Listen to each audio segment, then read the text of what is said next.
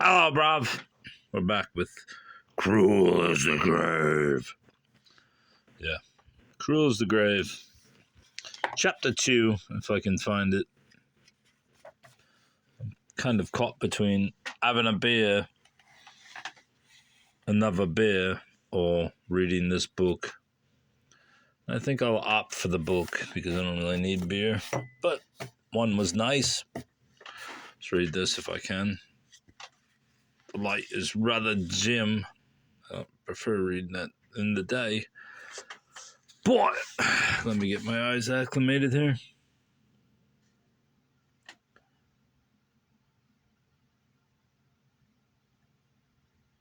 Yeah, I'm still here. Trying to get my eyes acclimated. Here we go. Let's bring this over here. The light is dim in here, bro.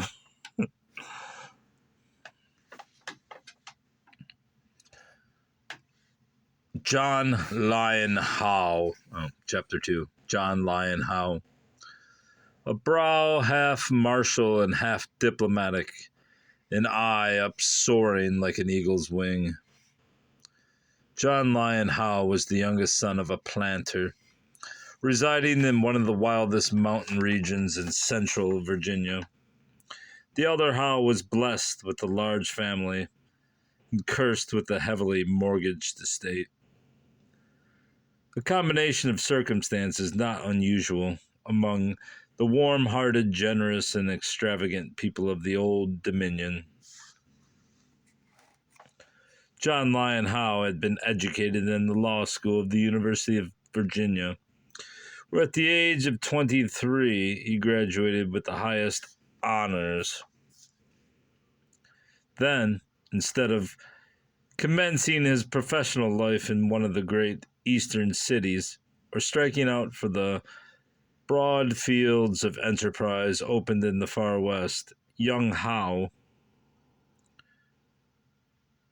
to the astonishment of all who were acquainted with the talents and ambition of the new lawyer, returned to his native county and opened his law office in Blackville, a small hamlet lying at the foot of the Black Valley, and enjoying the honor and profit of being the county seat. But the young lawyer had strong motives for his actions. He had great talent, an intense passion for politics, and quite as much state pride as personal ambition. He wished to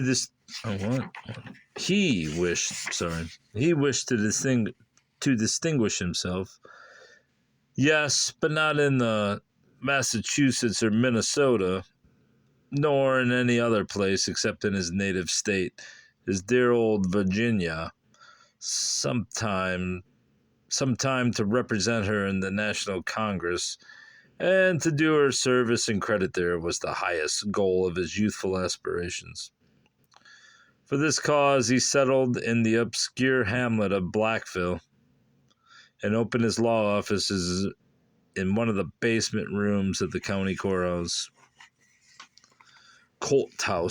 While the courts were in session, he attended them regularly and did a good deal of business in the way of gratuitous counseling and pleading, advocating and defending with great ability and success the cause of the poor and oppressed, and winning much honor and praise, but very little money, not enough indeed to pay his office rent, or renew his napless hat and threadbare coat. Besides his unprofitable professional labors, he engaged in equally unprofitable political contests. He took the liberal view of statecraft and sought to open the minds of his fellow citizens to a just and wise policy, or what he and his young enthusiasm conceived to be such. He wrote stirring leaders for the local papers and made rousing speeches at the political meetings. He was everywhere spoken of as a rising young man who was sure to reach a high position someday. Yes, someday. for that desired day seemed very far distant to the desponding young lawyer. And to make his probation still more painful, he was in love, not as men are who are taken with a new face every year of their lives, but as the heroes of old used to be, for once and forever, profoundly, passionately, desperately in love, almost despairingly in love, since she whom he loved was at once the richest heiress, the greatest beauty, and the proudest lady in the whole community. Sybil Berners, Mrs. Berners of Blackhall, in social position as far above the briefless young lawyer as the sun above the earth, at least so said those who observed the presumptuous passion and predicted for the young lover, should he ever really aspire to her hand, the fate of Phaeton, to be consumed in the splendor of her sphere and cast down blackened to his native earth. Had they who cavilled at his high place, loved but known the truth, how she whom he so worshipped on her part adored him, but this he himself did not know. Awful wording. But this he himself did not know, or even suspect. Had he possessed much less of a fine, high-toned sense of honor, he might, by wooing the lady, have found this out for himself. But he, an almost penniless young man, was much too proud to ask the hand of the wealthy heiress. Or had he possessed a little more personal vanity, he might have suspected the truth, for certainly there was not a handsomer man in the whole county than was this briefless young lawyer, with the napless hat and the threadbare coat. His person was of that medium height and just proportions necessary to give perfect elegance of form and grace of motion. His features were classic, with the straight forehead, hooked nose, short upper lip, and pointed chin, of the strong old Roman type. I believe that's called. No, that's when the nose is aquiline. Anyway, I'll shut up. His complexion was fair, his eyes blue, and his hair and beard a golden auburn. Added to these attractions, there was an intense magnetic power in the attractions. No, there was an intense magnetic power in the gaze of his dark eyes, and in the tone of his deep voice, a power that few could resist, and certainly not Sybil Berners. But who and what besides heiress and beauty was Sybil Berners? To tell you all she was, I must first tell you something about her family, the Berners of Blackhall. Theirs was an old family and a historical name. Interwoven with the destinies of the two hemispheres, their house was older than the history of the New World, and almost as ancient as the fables of the Old World. They were among the first lords of the manor in colonial Virginia, and they claimed descent from a ducal house whose patent of nobility dated back to the first months of the Norman conquest of England. They had been great in history and in story, great in the field and the forum, great in the old country and in the new. They had been a brave, fierce, cruel, and despotic race, and few ever loved as these Berners loved, or hated as they hated. In the intensity of their love or their hate, they were capable of suffering or inflicting death. These Berners, whose friendship was almost as fatal as their enmity, these Berners, who never spared man in their hate or woman in their love.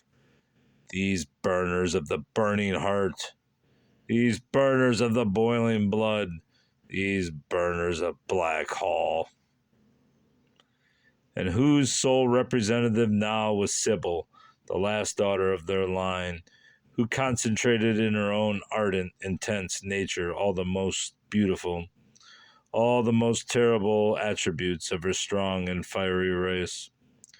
I said that she was the richest heiress as well as the most beautiful girl of the country.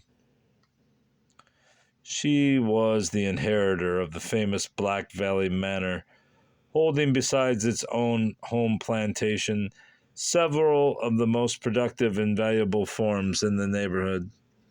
There is not in all the mountain region of Virginia a wilder, darker, gloomier glade than that, forming the home manor of the Berners family, and known as the Black Valley. It is a long, deep, narrow vale, lying between high, steep ridges of iron-gray rock, half covered with a growth of deep green, stunted cedars. At the head or northern extremity of the vale springs a cascade called for the darkness of its color, the Black Torrent. It rushes roaring down the side of the precipice, now hiding under a heavy growth of evergreen, now bursting into light as it forms over the face of some rock, until at length it tumbles down to the foot of the mountain, and flows along through the bottom of the valley, until about halfway down its length it widens into a little lake, called from its hue the Black Water, or the pass, the little hamlet of Blackville, situated at the foot or southern extremity of Black Valley. The ancient manor house known as the Black Hall stands on a rising ground on the west side of the Black Water, with its old pleasure gardens running down to the very edge of the lake. It is a large, rambling, irregularly formed old house, built of the iron-gray rocks dug from the home quarries, and it is scarcely to be distinguished from the iron-gray precipices that tower all around it. The manor had been in the possession of the same family from the time of King James I, who made a grant of the land to Reginald Berners, the first lord of the manor. Bertram Berners was the seventh in descent from Reginald. He married first a lady of high rank, the daughter of the colonial governor of Virginia. This union, which was neither fruitful nor happy, lasted more than 30 years, after which the high-born wife died.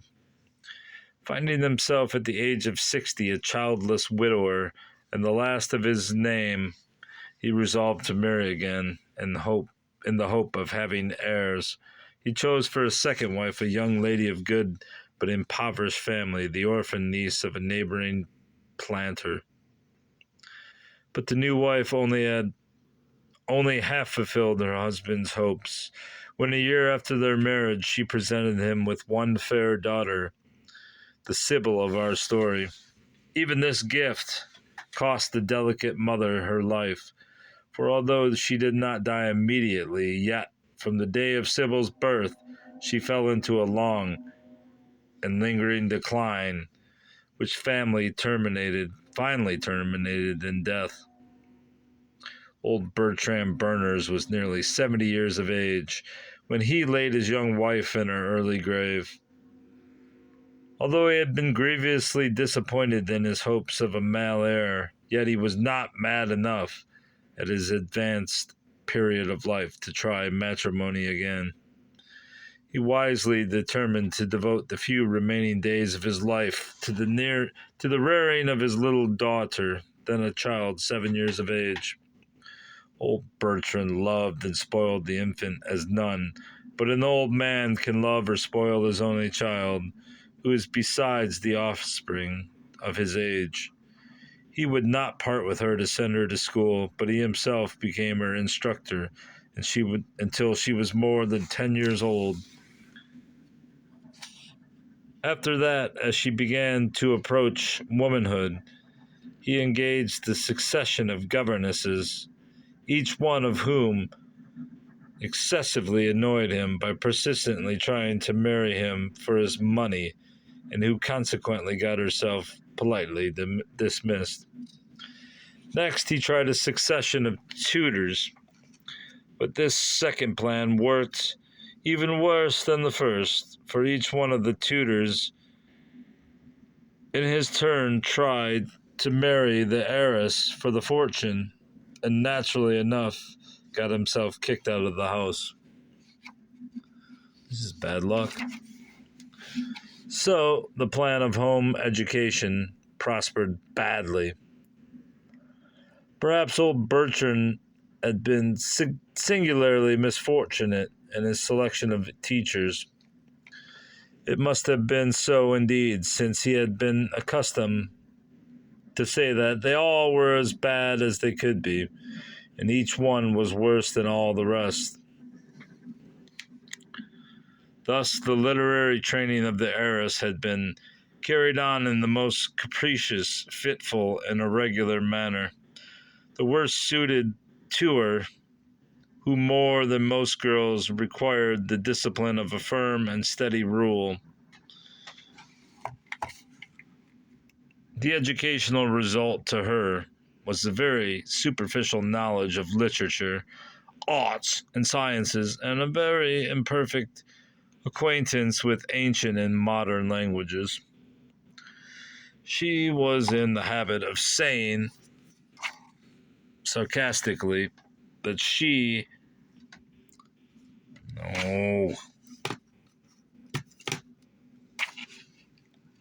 was in the habit of saying sarcastically that she had an utter confusion of ideas on the subjects of algebra, astronomy, and all the other branches of a polite education, that, for instance, she never could remember whether the pons ansinorum were a plant or a problem, or if it was Napoleon Bonaparte that discovered America and Christopher Columbus who lost the Battle of Waterloo, or vice versa.